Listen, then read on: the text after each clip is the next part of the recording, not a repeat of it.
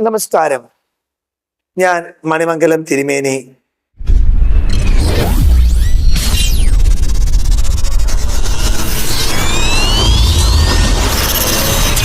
നമ്മൾക്ക് എല്ലാവരുമുണ്ട്. പക്ഷേ ചില ആപത് ഘട്ടത്തിൽ നമുക്ക് ആരും തന്നെ ഉണ്ടാകില്ല.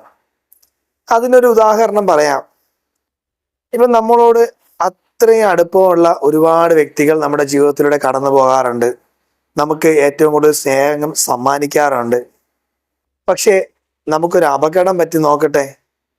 അതിൽ എത്ര പേർ നമ്മളോട് സഹകരിക്കും, അല്ലെങ്കിൽ എത്ര പേർ നമ്മളെ കാണാൻ വരും, അല്ലെങ്കിൽ എത്ര പേര് നമ്മളെ വിളിച്ച് സുഖവിവരങ്ങൾ അന്വേഷിക്കും എന്നുള്ളത് മാത്രം എടുത്താൽ മതി. അപ്പോഴായിരിക്കും ശരിക്കും നമ്മൾ ആ ബന്ധത്തിന്റെ ദൃഢത മനസ്സിലാക്കുന്നത്. അപ്പോൾ നമ്മൾ ശ്രദ്ധിക്കേണ്ട ഒരു കാര്യം, നമ്മൾ എല്ലാവരെയും കണ്ണടച്ച് വിശ്വസിക്കാതിരിക്കുക.